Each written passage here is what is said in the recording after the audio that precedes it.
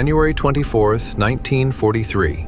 Second Lieutenant John George is neck-deep in a bomb crater filled with cold rainwater.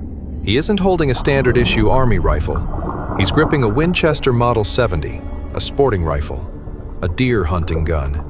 42 yards away, Japanese infantry are moving toward him. He can hear their boots sucking in the mud. He has 2 rounds in the magazine, but there are 6 men coming to kill him. Actually, he shouldn't be here. He should be back at the command post, listening to his superior officers laugh at his toy rifle. That's what they called it. A mail-order sweetheart, a civilian plinker. But right now, that toy is the only thing standing between John George and dying in the mud. 23 seconds. That's how long he has until they see him. Suddenly, a Japanese soldier steps up to the edge of the ditch right beside him. He was looking straight at him. Their eyes meet, and then...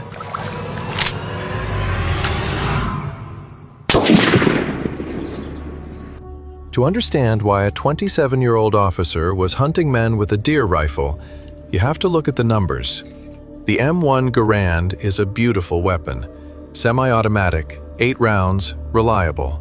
But in 1943, it had iron sights. At 300 yards, a man's head is the size of a pin. John George knew this. Back in Illinois, he was a state champion marksman. He knew that you can't hit what you can't see. So when the 132nd Infantry Regiment shipped out, George didn't pack standard issue. He packed his own money. He bought a Winchester Model 70. He fitted it with a Lyman Alaskan scope. He requested it be shipped through military mail. When he opened that crate in the supply tent, the armorer looked at him like he was insane. Is this for deer or Germans, Lieutenant? Captain Morris, his commanding officer, told him to leave the sporting rifle in his tent and carry a real weapon. He ordered George to carry the Garand. George disobeyed. Why? Because of what happened on January 19th. The 132nd had relieved the Marines at a place called Point Cruz. The terrain was a nightmare. Coconut groves, massive banyan trees with trunks 8 feet thick. And in those trees were sniper ghosts of Japan. On January 19th, Corporal Davis was filling canteens at a creek.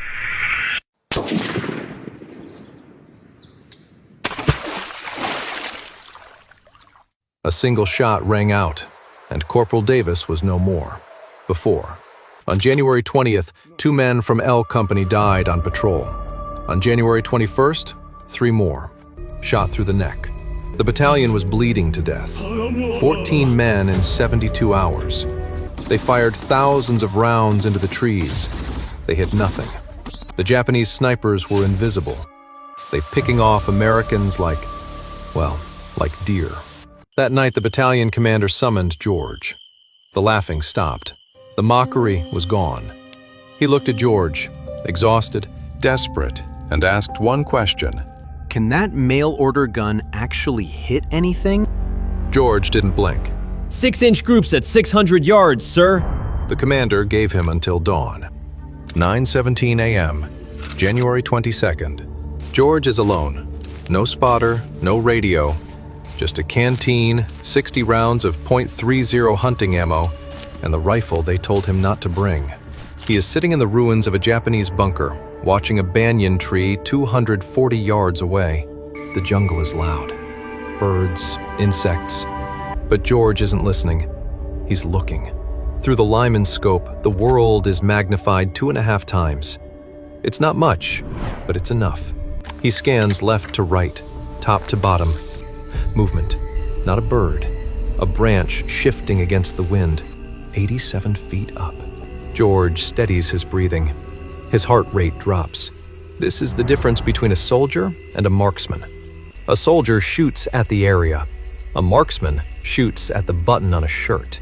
The Japanese sniper is watching the trail to the east, waiting for a supply column. The trigger breaks at exactly 3.5 pounds. The sniper doesn't scream. He just falls. A 90-foot drop. Thud. George doesn't cheer. He doesn't move. He works the bolt. Clack, clack. New round. because Japanese snipers work in pairs. 26 minutes of silence. George hasn't moved a muscle. Sweat is stinging his eyes, but he doesn't wipe it. Then, movement. 60 yards north.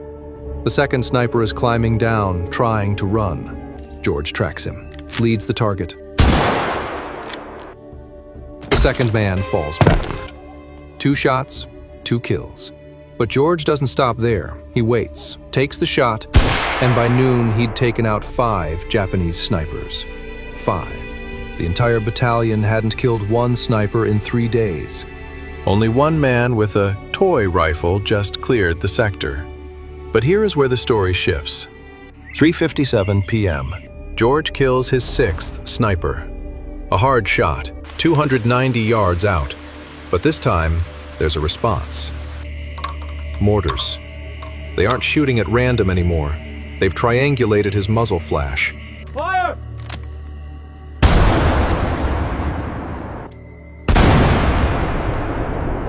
The first shell lands 40 yards short.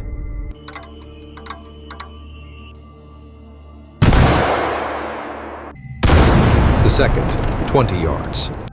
They are bracketing him. They are doing the math. George grabs the Winchester and sprints. He dives into a shell crater just as his previous position, the bunker, disintegrates in a cloud of dirt and shrapnel. He lies in the mud, chest heaving. He realizes something terrifying. They know who he is.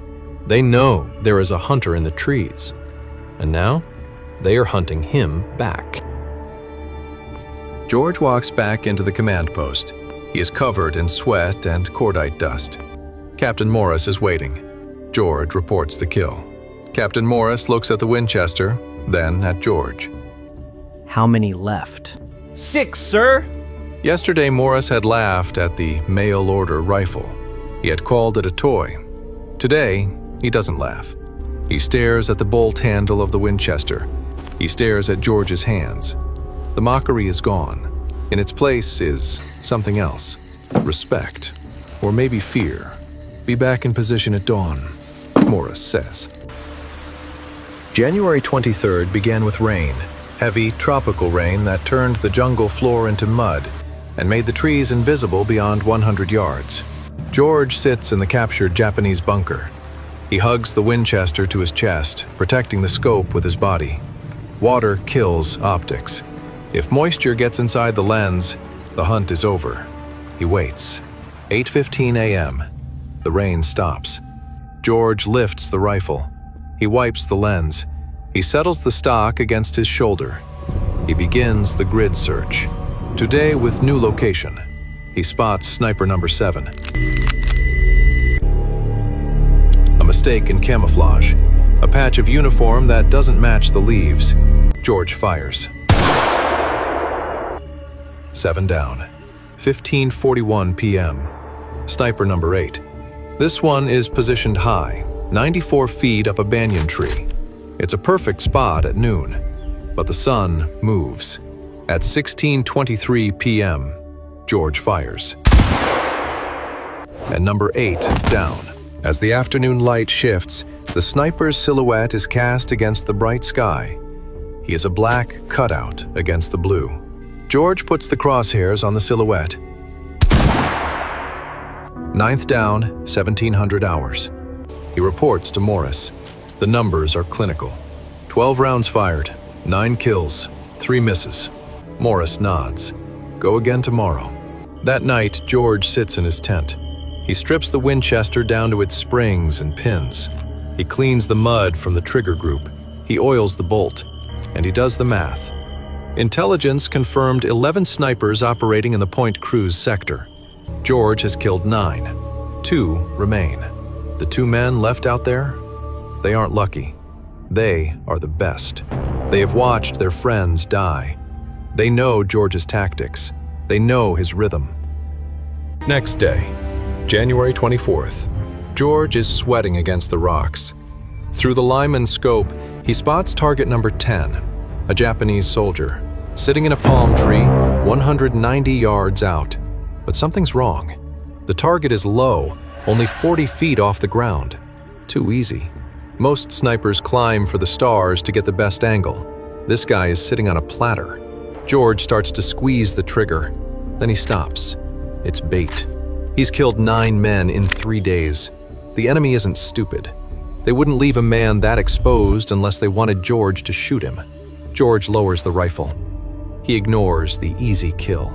He starts scanning the empty trees around the palm. He checks every branch, left to right, top to bottom. 11 minutes pass. Then he sees it. The real threat. 80 yards northwest of the bait, a massive banyan tree, 90 feet up. The second sniper is buried in vines, watching the palm tree. He's waiting for a muzzle flash. The second George shoots the bait, this guy will put a bullet in George's head. George does the math. If he waits, they find him. If he shoots the banyan sniper first, the sound gives him away before he can cycle the bolt. He decides to flip the script. He swings the rifle back to the bait in the palm tree. He exhales. Crack. The soldier in the palm jerks and falls. George doesn't watch him land. He rips the bolt back and swings hard to the northwest. Up in the banyan, the real sniper hears the shot. He turns his head toward the sound. That movement is all George needs. He finds the shape. The second body tumbles through the canopy. 2 seconds, 2 shots, 2 kills. But the echo is ringing through the valley. Every Japanese soldier in the groves knows where he is now. George doesn't check his work. He tries to grab his ammo and runs. Now he's not safe. A Japanese recovery team, infantry, not snipers, is moving through the brush to collect the bodies. George dives into a drainage ditch. It's filled with rainwater. He sinks down. The water is cold, filthy. It covers his chest, his neck, his chin. He holds the Winchester straight up, keeping the action dry. He counts the voices. 1, 2, 3, 6. At least 6. He has 2 rounds in the rifle. The rest of his ammo is in his pack, which he left behind at the rocks. Suddenly, the footsteps stop. A Japanese soldier steps to the edge of the crater. He looks down. He sees George. Their eyes meet. There is no time for language, no time for surrender. The recoil slams into his wet shoulder. The soldier drops instantly. George works the bolt underwater. Now he stands up. 2 more soldiers rushing the rim. Again, 2 seconds. 2 shots. 2 kills. But now, the rifle is empty. He scrambles out of the crater, slipping in the mud. Bullets are snapping past his ears. Zip, zip, zip. They aren't aiming anymore. They're just pouring fire into the zone. He sprints. Not a tactical retreat, a run for his life. Then he dives for cover. Silence returns. George waits. But now, Japanese soldiers don't follow him. They've seen enough death for one morning. George walks into the American perimeter. He walks straight to Captain Morris's tent. He is covered in mud. He smells like swamp water and cordite. He gives his report. 11 snipers confirmed, sir. 3 infantry. I'm out of ammo. Morris doesn't ask if the rifle is a toy. He doesn't ask if it's for deer. He recommends George for a bronze star. George cleared the jungle. He saved hundreds of American lives. He proved that marksmanship matters. John George didn't just kill snipers. He taught the U.S. Army a lesson they are still learning today. It's not the weapon that makes the soldier. It's the man behind the trigger. In 1947, George decided to write down what had happened. The book was published in 1947 under the title Shots Fired in Anger. It became a classic among firearms enthusiasts and military historians. The book described George's experiences on Guadalcanal and Burma with clinical precision. Today, that Winchester Model 70 sits in a glass case at the National Firearms Museum in Virginia. Most people walk right past it. It looks like an old hunting rifle, just wood and steel. But if you look closely, you can see the scars on the stock. You can see where the Guadalcanal humidity ate at the finish. It is silent now. George survived the war. He went to Princeton. he became a diplomat. Lieutenant Colonel John B. George died on January 3, 2009, at age 90. Tell us, did someone in your family serve? Drop their name and unit down below. You're not just a viewer, you're part of keeping these memories alive.